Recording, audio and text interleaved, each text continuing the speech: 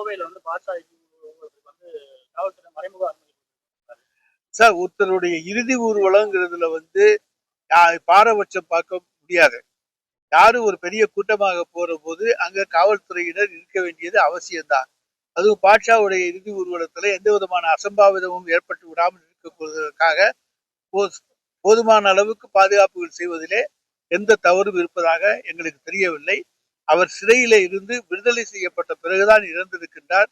எனவே இதற்கு அரசு எந்த வகையிலும் பொறுப்பாக முடியாது.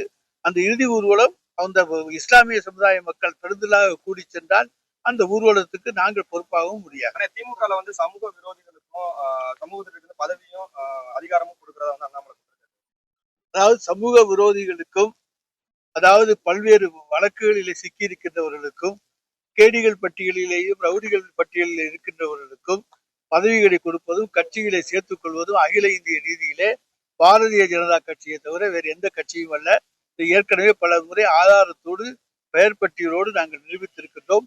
வேண்டுமென்றால் மீண்டும் ஒரு பெயர் பட்டியலை தர தயாராக இருக்கின்றோம். திமுகவில் அப்படி தெரிந்து நாங்கள் செய்வது கிடையாது.